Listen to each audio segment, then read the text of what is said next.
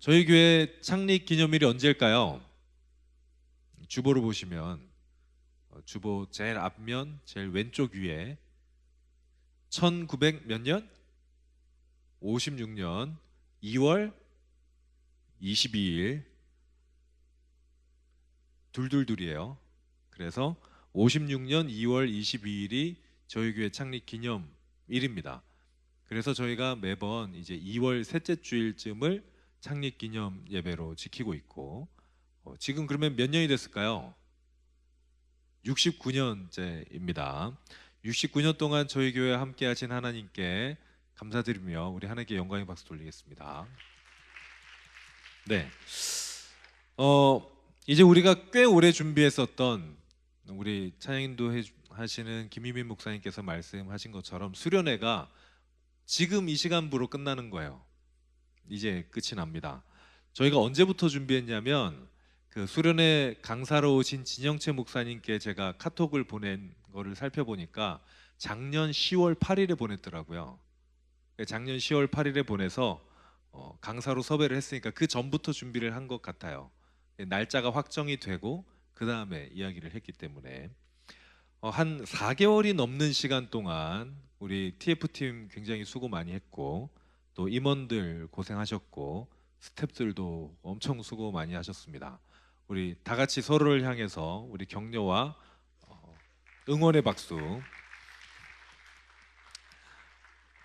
어제 이 친구들 중에 한 절반 정도, 우리 청년들 중에 절반에서 3분의 1 정도는 잠을 3시간 이하로 잔 친구들이기 때문에 오늘 제가 거기 1시 좀 넘어서 방에 들어갔고 4시 반에 밖으로 나왔거든요. 교회로 출발하려고. 아이들이 그대로 있더라고요. 더 많아졌어요. 그래서 저를 배웅하는 친구가 한 20명이 되더라고요. 그 친구들은 그때까지는 안 잔 거잖아. 그래서 잠을 재우지 않기를 바라고 있습니다. 아까 우리 박현우 집사님께서 기도를 준비하시는데 엘림에서 친구들이 기도 시간엔 안 잘게요 라고 얘기를 했대요. 그래서 기도 시간엔 안 자면 언제 자겠다는 건지. 네. 오랫동안 저희가 정말 열심히 준비한 수련회고, 특별히 정릉교회라는 다른 교회랑 같이 준비한 수련회이기 때문에 기억에 많이 남는 것 같습니다. 특별히 또 굉장히 잘했어요. 잘 준비했습니다. 때때로 위기의 순간들도 아마 있었겠지만 준비하는 TF팀들이 회의를 못 셀걸요. 스스로도 굉장히 많이 했어요. 평일날 모여서, 줌으로 모여서. 우리 팀장이 이준호 집사님이신데, 이준호 집사님이 회의하자 그러면 애들이 진저리를 칠 정도로 정말 줌으로 회의하는 건 너무 싫대. 그래서 그렇게 많이 준비했고, 정릉교회 TF팀이랑 많이 만났고, 이렇게 준비를 하면서 저희가 원했던 건 뭐냐면 정릉교회랑 가까워지는 거였어요. 그냥 수련회만 같이 하는 게 아니라 진짜로 좀 가까워지기를 바랬었습니다. 그래서 조금이라도 가까워지기 위해서 노력을 많이 했습니다. 먼저 축구도 같이 했었는데 축구 사진 하나 보내주실래요? 저희가 졌죠. 앞으로 더우는 3월 9일에 한 번 더 합니다. 리벤지 매치를 하는데 주일 오후 6시 하는데 우리 응원 많이 해주셔서 이번에는 이길 수 있도록 먼저 축구를 했어요. 이날이 진짜 추웠거든요. 토요일 오전 8시에 엄청 추운데 그 또 주선자는 늦게 일어나서 머리에 물이 안 마른 상태로 뛰어왔더라고요. 막 머리가 얼어. 그 날씨에도 와서 정릉교회와 이렇게 스킨십을 갖고, 또 우리가 뭐도 했냐면 볼링도 친 적이 있습니다. 같이 볼링 쳐서, 여기 볼링 친 친구들 이제 단체 사진인데, 수련회 가니까 같이 볼링 쳤던 같은 라인에 있는 친구들은 서로 알더라고요. 막 서로 이제 하이파이브도 하고 뭐 열심히 쳤기 때문에 서로 이제 안면이 있게 이렇게 서로 조금씩 친해지는 과정을 겪었습니다. 어제 단체 사진을 한번 보실까요? 이게 이제 우리 단체 사진인데, 제가 또 원래 이 교역자의 병이 뭐냐면 단체 사진을 보면 숫자를 세요. 이렇게 얼굴을 한 명 한 명씩 지워가면서 숫자를 세는데, 여기에 있는 친구는 123명 정도 됩니다. 저희 교회가 왔다 갔다 한 친구를 다 합하면 한 80여 명 조금 넘고, 그다음에 정릉교회가 58명 정도 되니까 꽤 많은 친구들이 함께 했었습니다. 그런데 이 사진을 보면서 제가 이제 얼굴을 보면서 감동받은 게 뭐냐면, 많이 섞여 있어요. 완전히 섞여 있어요. 누가 정릉교회고 누가 동신교회인지 모르게 섞여 있습니다. 지금 사진 자세히 안 보이시겠지만 한쪽을 막 이렇게 가리키고 있는데 누가 짓궂게 막 이런 뭐 뭘 하고 있었거든요. 장난을 쳤는데, 그런데 그때 정릉교회고 동신교회고 가리지 않고 같이 연합되는 모습을 봤었습니다. 처음에 우리가 예배 드릴 때는 이쪽이었나? 이쪽에 정릉교회, 이쪽에 동신교회 이렇게 앉았었어요. 반으로 딱 갈려서. 당연하겠죠. 식사할 때도 따로따로 먹었었습니다.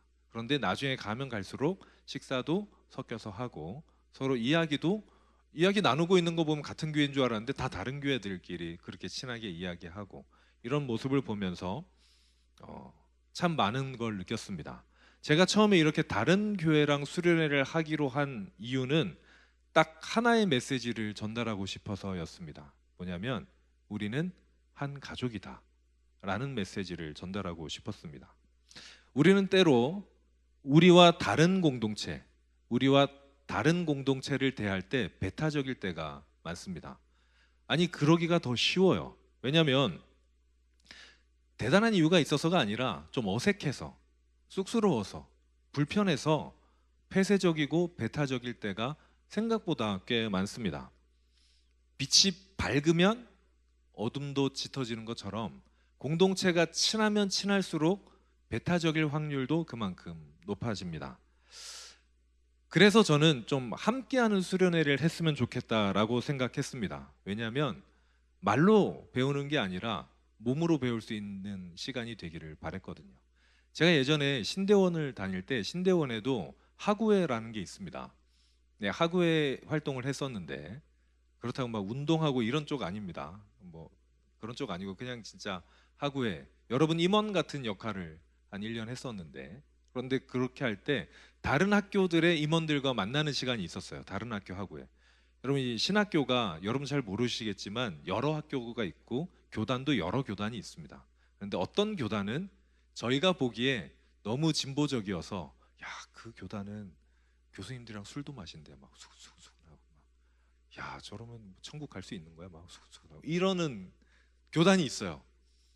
근데 그 교단 분들이 처음에 저를 만나자마자 악수하면서 뭐라고 얘기했냐면 저희도 교회 다녀요. 저희도 하나님 믿어요. 이렇게 얘기를 하는 거예요. 그리고 서로 이제 교제를 하고 한 8개 교회가 모였는데 이야기를 들어보니까 제가 오해하고 있었고 제가 너무 나쁜 쪽으로 생각하고 있었다는 거에 정말 반성을 많이 하게 됐습니다. 이거는 그냥 말로 들어서 누가 그 교회 그 교단도 교회야 라고 말해봤자 저한테는 안 먹혔을 거예요. 직접 만나서 이야기하고 서로 행사를 진행하다 보니까 이 사람도 정말 하나님을 믿는 신실한 사람이구나를 깨닫게 됐었습니다. 그래서 저는 말이 아니라 몸으로 이 메시지를, 우리는 한 가족이라는 메시지를 전하기 위해서, 그리고 이거는 제가 전하는 것이 아니라 오래전부터 가르쳐 내려온 가르침이거든요. 그 가르침이 교회와 교회를 넘어서 세대와 세대를 넘어서 전승될 수 있도록, 그런데 그게 말이 아니라 몸으로 전승될 수 있기를 바라던 수련회였습니다. 오늘 본문 앞부분에는 바울이 성도들에게 말하려는 엄청 많은 가르침들이 있거든요. 그런데 거기서 이어가지고 바울이 이렇게 권면합니다. 오늘 본문 9절인데 내가 너희에게 전한 것, 너희가 내게 배운 것, 들은 것, 그리고 뭐라 그러냐면 나의 삶을 보고 깨달은 것, 그것을 행해라 라고 말합니다. 여러분, 교회는 말로 가르치는 곳이 아니에요. 교회는 삶으로 가르치는 공동체입니다. 왜냐하면 예수님께서 그렇게 가르치셨기 때문입니다. 예수님께서 제자들과 강의하시지 않으셨어요. 칠판을 놓고 혹은 다른 어떤 것을 놓고 몇 시까지 오고 열심히 공부하다가 몇 시까지 돌아가라 라고 하지 않으셨습니다. 예수님은 제자들과 말 그대로 3년 동안 동고동락을 하셨어요. 함께 지내셨습니다. 왜 그러셔야 됐을까요? 예수님이 가르치는 스킬이 부족하셨을까요? 지식이 부족하셨을까요? 그런 게 아니라 예수님이 가르치려는 그 가르침은 말로만 할 수 있는 가르침이 아니었기 때문입니다. 삶으로 배울 수 있는 가르침이었기 때문입니다. 그래서 예수님은 제자들과 항상 같이 먹고 같이 잠을 자고 함께 길을 걸었습니다. 예수님께서 승천하신 이후에 특히 사도들은 성령님의 능력을 힘입어서 똑같이 가르치기 시작합니다. 사도들이 교회를 가르쳤고요. 그때 배운 사람들, 속사도들이라고 하는데, 사도 이후의 사람들, 속사도들이 또 교부들을 가르치고 교부들이 교회를 가르치기 시작했습니다.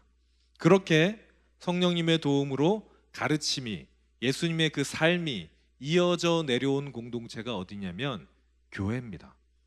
그 가르침이 이어지고 나라를 넘고 지역을 넘어서 이곳에 1956년 2월 22일에 우리 교회가 세워졌고, 우리는 우리 교회를 통해서 그 가르침을 전수받게 되었습니다.